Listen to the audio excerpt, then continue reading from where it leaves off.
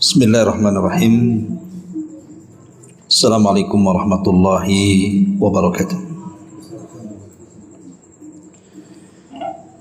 Alhamdulillah wassalatu wassalamu ala Rasulillah wa ala alihi wa sahbihi wa mawalah wa la hawla wa la quwata illa billahi wa ba'du. Alhamdulillah, segala puja dan puji hanya milik Allah subhanahu wa ta'ala. Salawat dan juga salam kita hadiahkan kepada Rasul kita Nabi besar Muhammad sallallahu alaihi wa ala alihi wasallam. Ma'asyiral muslimin wal muslimat yang dimuliakan Allah subhanahu wa ta'ala. Alhamdulillah, di malam hari ini setelah sekian bulan kita tidak mengadakan kajian di tempat ini karena juga terhalang dengan Ramadan. Alhamdulillah, di malam hari ini Allah subhanahu wa ta'ala memberikan nikmat kepada kita sehingga kembali kita bisa membuka kajian di malam hari ini. Karena sebentar lagi kita akan menghadapi bulan Dzulhijjah, di mana di bulan Dzulhijjah ini banyak amalan-amalan yang sangat istimewa. Dan amalan-amalan itu adalah amalan-amalan besar yang dicatat dalam Islam. Maka kita akan mengambil tema di malam hari ini tentang amalan-amalan penting yang dianjurkan untuk diamalkan di bulan Dzulhijjah. Ma'asyiral muslimin wal muslimat rahimakumullah. Kita tahu bahwa Allah subhanahu wa ta'ala menciptakan bulan dalam satu tahun itu jumlahnya 12. Dari 12 bulan ini Allah kecualikan ada 4 bulan yang disebut dengan Ashhurul Hurum, bulan-bulan suci, bulan-bulan mulia.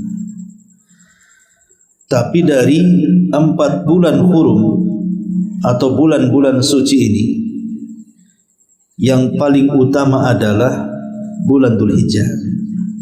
Dari 4 bulan yang disebut dengan Ashhurul Hurum, maka yang paling istimewa itu adalah bulan Dzulhijjah. Karena bulan-bulan Ashhurul Hurum itu 1 Dzulqa'dah, bulan yang sekarang kita lalui. Kemudian yang kedua bulan Dzulhijjah, kemudian yang ketiga bulan Muharram, dan yang keempat bulan Rajab. Lah, dari 4 bulan hurum ini yang paling istimewa adalah bulan Dzulhijjah.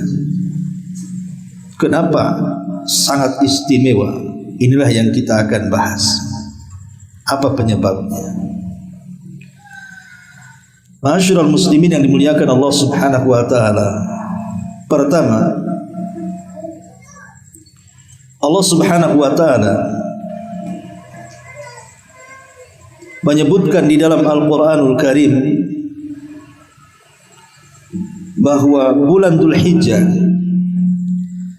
adalah bulan yang disyariatkan di dalamnya untuk memperbanyak zikir.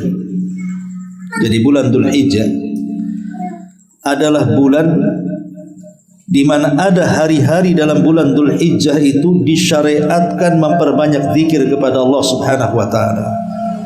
Dan itu diisyaratkan dalam surah Al-Hajj ayat 28. Allah subhanahu wa ta'ala berfirman, liyashhadu manafi'a lahum wa yadhkuru ismallah fi ayyamin ma'lumat ala ma razaqahum min bahimatil an'am.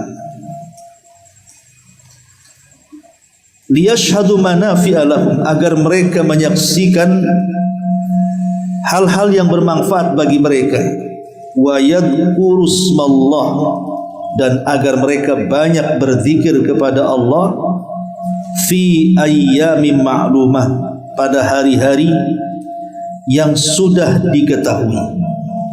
Sebagian ahli tafsir mengatakan yang dimaksud hari-hari yang diketahui dalam surah Al-Hajj ayat 28, ay ashir dzil hijjati wa thalathatu ayyamin ba'da. Ashiru dzil hijjati wa thalathatu ayyamin ba'da. Maksudnya adalah 10 awal bulan Dzulhijjah dan 3 hari setelahnya. Dari tanggal 1 Dzulhijjah sampai tanggal 10, ditambah 3 hari setelahnya yang disebut dengan hari-hari tasyrik. Itulah yang disebut ayyam ma'lumat, yang disyariatkan di dalamnya memperbanyak zikir. Karena kalau kita sudah masuk di bulan Dzulhijjah tanggal 1, itu sudah disunnahkan untuk takbir, untuk bertakbir. Ini yang pertama. Yang kedua, Allah Subhanahu wa taala bersumpah di dalam Al-Qur'anul Karim, seperti yang disebutkan dalam surah Al-Fajr ayat 2. Allah mengatakan wal fajri walayalin ashri, demi waktu fajar dan demi malam-malam yang 10. Berkata Imam Ibnu Katsir rahimahullahu taala, walayalin ashri, kata Imam Ibnu Katsir adalah al-muradu biha ashru dzil hijjati, kama qala Ibnu Abbasin wa Ibnu Zubair wa Mujahid wa ghairu wahidin minas salafi wal khalaf. Kata Imam Ibnu Katsir, yang dimaksud layalin ashar dalam surah Al-Fajr maksudnya malam-malam 10 itu, maksudnya adalah 10 awal bulan Dzulhijjah. Dan ini pendapat Ibnu Abbas, pendapat Ibnu Zubair, pendapat Mujahid dan yang lainnya, baik dari ulama salaf ataupun ulama kontemporer. Sering saya daripada sumpah dalam Quran. Kenapa Allah Subhanahu wa taala banyak bersumpah dalam Quran? Apa makna atau fungsi sumpah Allah dalam Quran itu? Kenapa Allah bersumpah dengan makhluk? Ulama mengatakan bahwa tidaklah Allah bersumpah dengan makhluknya kecuali makhluk itu memiliki keistimewaan. Karena banyak makhluk yang diciptakan oleh Allah tidak semua dijadikan sumpah. Hanya beberapa makhluk saja yang Allah jadikan sumpah. Dan itu makhluk-makhluk pilihan. Maka kaidahnya adalah apapun dari makhluk yang Allah ciptakan yang Allah jadikan sumpah, menunjukkan makhluk itu memiliki keistimewaan. Ketika Allah bersumpah dengan hari-hari di 10 awal bulan Dzulhijjah, karena 10 awal bulan Dzulhijjah ini memiliki keistimewaan di hadapan Allah, sebab itu Allah jadikan sumpah. Ini yang kedua. Kemudian yang ketiga, bahwa hari-hari di 10 awal bulan Dzulhijjah itu seafdal-afdalnya hari dalam satu dunia.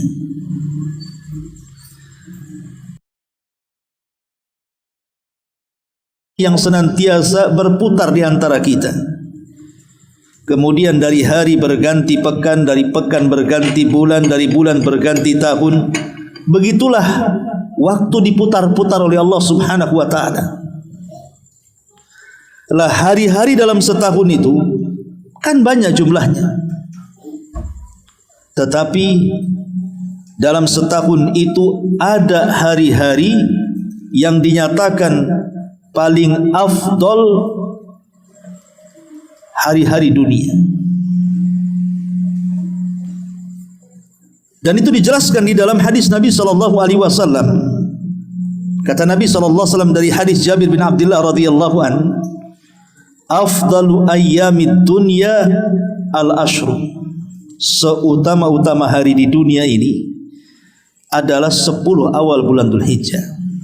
Lihat kata Rasul, seutama-utama hari di dunia adalah al-ashru, maksudnya ashru Dzulhijjah, 10 awal bulan Dzulhijjah.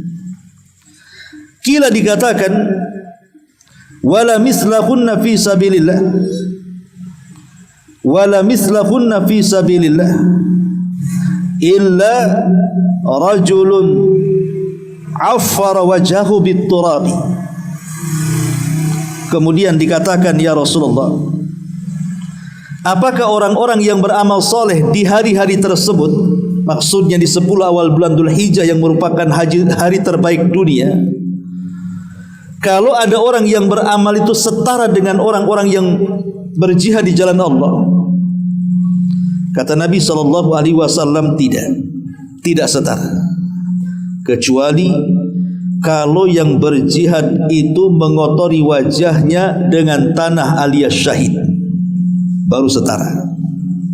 Lihat, Nabi SAW sampai mengatakan seutama-utama hari dunia ada 10 awal bulan Dzulhijjah. Kemudian dikatakan, baik wahai Rasul, kalau memang yang paling utama dalam setahun itu 10 awal bulan Dzulhijjah, apakah orang yang beramal soleh, umpamanya sedekah, puasa, baca Quran, berzikir, silaturahim, birrul walidain, sebutkan amal soleh yang lainnya, apakah setara pahalanya dengan orang yang berjihad di jalan Allah? Kata Nabi SAW, tidak setara, kecuali yang berjihad ini mati syahid, baru setara. Coba bayangkan logika ikhwan, orang yang berjihad, berperang, itu tidak semua orang bisa kan, karena butuh keberanian. Orang kalau tidak berani mana bisa jihad? Mendengar petasan aja lari. Orang tidak pernah biasa berjihad. Jangan itu, orang tak terbiasa jihad terkadang melihat darah saja lemas, belum lagi bunuh orang dia sudah lemas duluan tuh. Karena memang jihad itu perlu keberanian, kalau tidak berani mana bisa. Tetapi begitulah jihad. Kenapa kemudian perlu keberanian, keikhlasan dan begitu seterusnya? Karena memang pahalanya juga luar biasa. Orang yang mati syahid itu, orang yang berjihad di jalan Allah Subhanahu wa taala. Tetapi kita tidak perlu harus turun ke medan perang atau medan tempur untuk melawan musuh.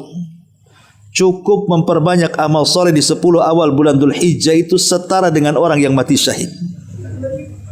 Saking mulianya hari-hari di 10 awal bulan Dzulhijjah ini. Ini yang ketiga. Yang keempat, anna fil ashri min syahri Dzulhijjati yaum Arafah, bahwa di 10 awal bulan Dzulhijjah itu ada hari yang disebut dengan hari Arafah. Hari Arafah. Dalam hadis Aisyah Ummul Mukminin radhiyallahu anha, Nabi SAW bersabda, "Ma min yaumin aktsar min an yu'tiqallahu fihi 'abdan min an ya'tiqallahu fihi 'abdan minan nar min yaumi Arafah wa innahu la yadnu thumma yubahi bihimul malaika fayaqulu ma arada haula." Tidak ada satupun hari, kata Rasul, di mana dalam satu hari itu Allah banyak memerdekakan hambanya dari api neraka, kecuali hari Arafah. Karena hari Arafah itu tempat berkumpulnya jemaah haji, dan yang menentukan sah dan tidaknya haji itu adalah Arafah. Disitulah ada syariat wukuf, namanya wukuf di Arafah. Bagi yang tidak haji diganti dengan puasa, namanya puasa Arafah. tanggal 9. Ya. Lah ketika manusia berkumpul di padang Arafah, disitulah Allah Subhanahu wa ta'ala banyak memerdekakan hamba-hambanya dari api neraka. Dan itu tidak terjadi di hari selain Arafah dalam 1 tahun. Allah banyak memerdekakan hamba-hambanya dari api neraka itu hanya ada di hari Arafah. Bahkan Allah Subhanahu wa ta'ala mendekat kepada hambanya, turun dari langit mendekat kepada hambanya. Kemudian Allah Subhanahu wa ta'ala membanggakan para malaikatnya dan mengatakan, ma arada haula, wahai para malaikat, apa yang mereka kehendaki? Maksudnya kenapa jemaah haji itu sampai ke sini? Apa yang mereka kehendaki? Masyarul muslimin yang dimuliakan Allah Azza wa Jalla, maka kemudian para malaikat menjelaskan bahwa mereka datang dalam kondisi susah, berdebu, berjalan kaki hanya untuk mencari ampunannya, mencari ampunanmu ya Allah. Maka Allah Subhanahu wa ta'ala mengampuni dosa manusia sebanyak yang ada di padang Arafah itu. Dan ini merupakan keistimewaan gitu ya. 10 awal bulan Dzulhijjah, di mana ada 1 hari yang disebut hari Arafah. Dan Arafah sendiri, kenapa disebut Arafah? Arafah kan semacam tempat, di situ ada gunung, ada Jabal Rahmah namanya di Arafah itu. Ada yang mengatakan disebut Arafah karena ketika Ibrahim menyelesaikan membangun Ka'bah, maka Allah Subhanahu wa ta'ala mengajarkan Ibrahim manasik haji. Maka setiap Allah mengajarkan manasik haji, Allah mengatakan kepada Ibrahim, arafta ya Ibrahim, engkau tahu ya Ibrahim? Maka Ibrahim mengatakan, araftu. Aku tahu. Setiap Allah mengajarkan sebuah ajaran, Ibrahim mengatakan araftu. Kemudian diajarkan lagi araftu. Maka tempat itulah lisan Ibrahim yang mengatakan araftu. Dalam bahasa Arabnya araftu, aku tahu. Ya. Maka namanya disebut Arafah. Ini satu riwayat. Ada yang mengatakan Arafah di sini karena manusia yata'arafu az-dzunub. Mereka saling mengakui satu dengan yang lainnya tentang dosa-dosa yang pernah mereka lakukan. Makanya orang yang haji kemudian mereka wukuf di Arafah, maka di antara hal yang dianjurkan ketika mereka sedang wukuf adalah mengingat dosa-dosa yang pernah dilakukannya. Kemudian minta ampun kepada Allah di situ. Dan Allah akan mengampuni dosa-dosanya sehingga setelah dia pulang ke rumah dari manasik haji, maka dia seperti anak yang baru dilahirkan orang tuanya. Makanya tempat itu kenapa disebut Arafah? Karena di situ tempat pengakuan dosa dan tempat bertobat dari dosa. Ini satu riwayat. Kemudian yang ketiga, dia juga mengatakan disebut Arafah karena ketika Adam turun ke bumi di Sri Lanka, kemudian Hawa di Jeddah, keduanya saling mencari. Berjumpalah di Arafah. Kenapa disebut Arafah? Karena Adam mengenali. Maka tempat itu disebut Arafah. Ada juga yang mengatakan, kenapa disebut Arafah? Karena di situ tempat kenalannya jemaah haji satu dengan yang lainnya. Kamu dari mana? Asal kamu dari suku mana? Asal kamu dari negara mana? Akhirnya saling kenal di situ. Maka disebut Arafah. Terlepas dari kenapa kemudian Arafah disebut Arafah dengan berbagai macam versi para ulama, tapi yang jelas bahwa hari Arafah adalah hari di mana Allah banyak memerdekakan hambanya dari api neraka, dan ini menunjukkan keajaiban bulan Dzulhijjah. Ini yang keempat. Yang kelima, bahwa anna fil ashri min syahri Dzulhijjah yauman nahri. Ingat, di 10 awal bulan Dzulhijjah itu ada hari yang disebut yaumun nahri, hari penyembelihan kurban. Dan itu tidak ada di hari-hari yang lainnya. Kurban itu hanya ada di bulan Dzulhijjah. Itu pun waktunya hanya 4 hari saja.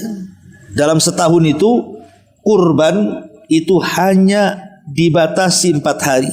Dimulai tanggal 10, 11, 12, 13. Setelah itu tidak ada kurban lagi. Dan itu terjadi di bulan Dzulhijjah. Nabi SAW bersabda, "A'zamul ayyami indallahi yaumun nahri." Seutama-utama hari di sisi Allah adalah hari ketika kamu menyembelih kurban. Summa yaumul qar. Summa yaumul qar artinya hari kedua setelah hari korban. Disebut hari qar. Ya. Dari sini kita tahu Nabi SAW sampai mengatakan a'zamul ayyam, seagung-agungnya hari. Artinya apa?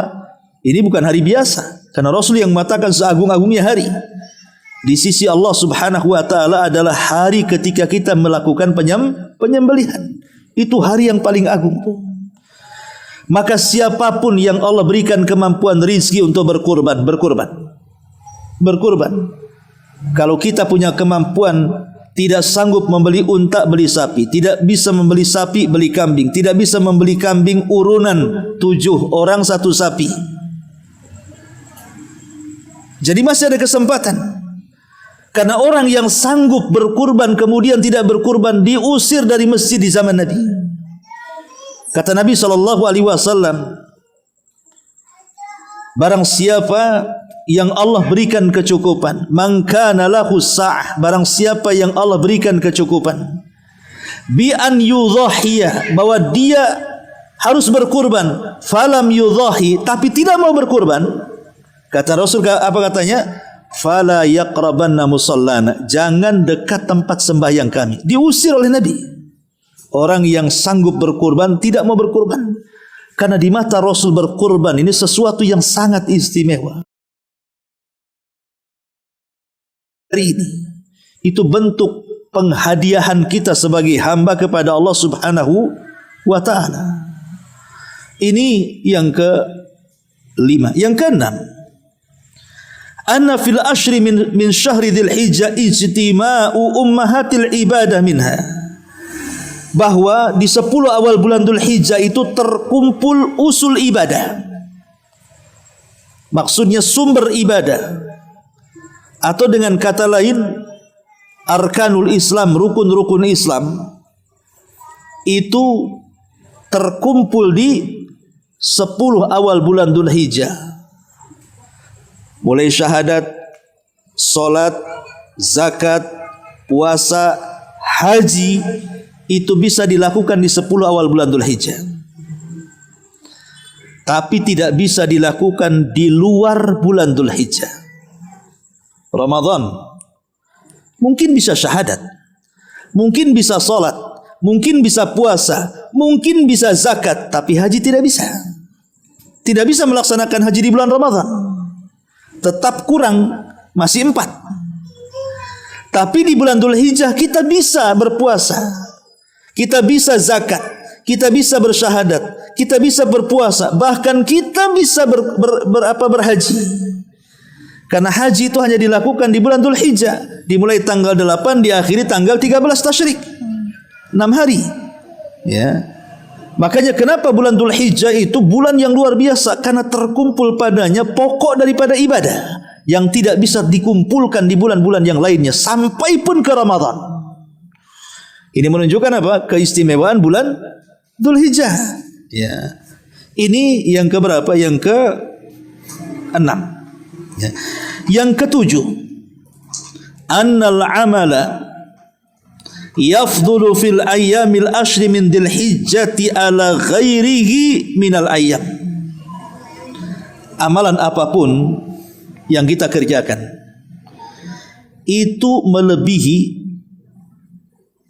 dibandingkan hari-hari di luar daripada bulan Dzulhijjah.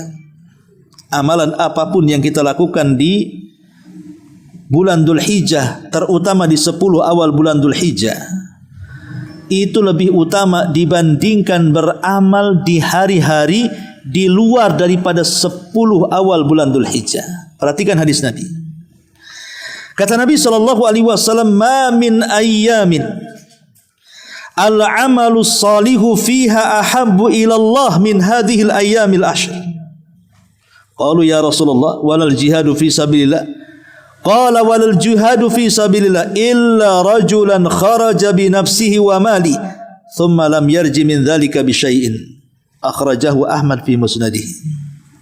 Tidak ada hari-hari, kata Rasul, yang amal soleh di dalamnya dilakukan lebih dicintai Allah. Coba, lebih dicintai. Tidaklah ada hari-hari yang amal soleh di dalamnya lebih dicintai Allah dibandingkan amalan yang dilakukan di 10 awal bulan Dzulhijjah. Sahabat heran, kenapa di 10 awal bulan Dzulhijjah itu kalau kita beramal itu Allah sangat senang dengan kita. Walaupun beramal soleh di mana bulan pun Allah senang. Kita mau beramal soleh di bulan Syawal, ya Allah senang.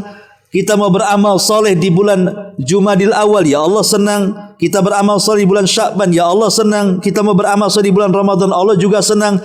Tapi kalau dilakukan di 10 awal bulan Dzulhijjah, Allah makin senang. Kesenangan Allah bertambah-tambah lagi bagi orang-orang yang beramal soleh di bulan Dzulhijjah. Ini makanya para sahabat heran, takjub. Sehingga para sahabat bertanya Rasul, apakah orang yang beramal soleh di 10 awal bulan Dzulhijjah setara dengan orang yang berjihad di jalan Allah? Kata Rasul, tidak. Kecuali kalau berjihadnya, satu, dia bawa hartanya dan diludeskannya hartanya di jalan Allah. Yang kedua, dia bawa jihad. Dengan kata lain, habis kekayaannya dan hilang nyawanya. Dan dua-duanya dipersembahkan untuk Allah subhanahu wa ta'ala. Baru sebanding. Ini yang ketujuh. Ya. Ma'asyiral muslimin yang dimuliakan Allah subhanahu wa ta'ala.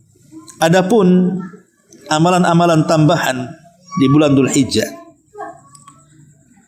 Pertama, ada'u manasikil haji wal umrah. Sangat dianjurkan untuk melaksanakan haji dan umrah. Bagi yang Allah berikan rizki, kesanggupan berangkat haji, haji. Karena bagaimanapun tidak ada balasan bagi yang haji yang mabrur kecuali surga. Al-hajjul mabrur laisa lahul jaza illa al-jannah. Haji yang baik itu tidak ada balasan kecuali surga.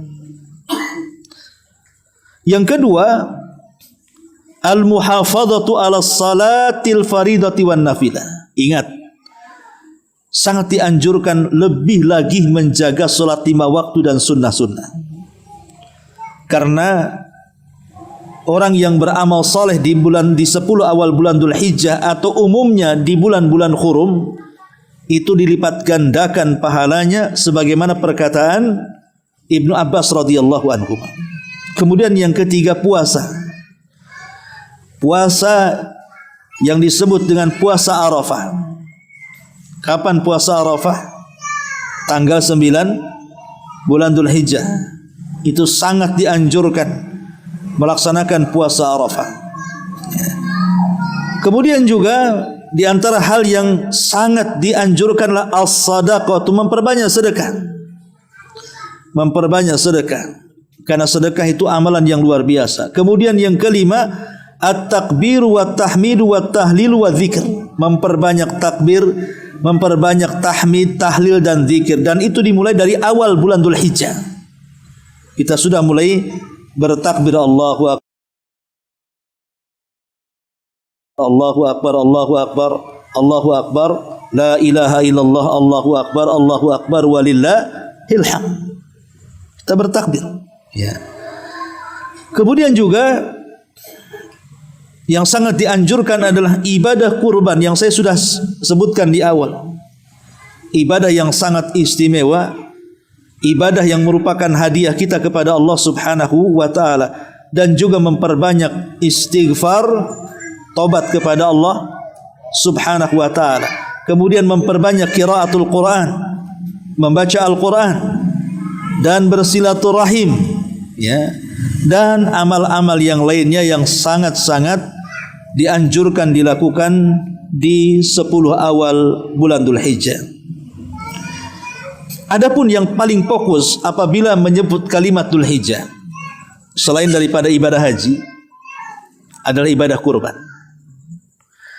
Maka masih ada waktu kan dari sekarang ke 10 awal bulan Dzulhijjah, terutama hari kurban Yaumun Nahar itu.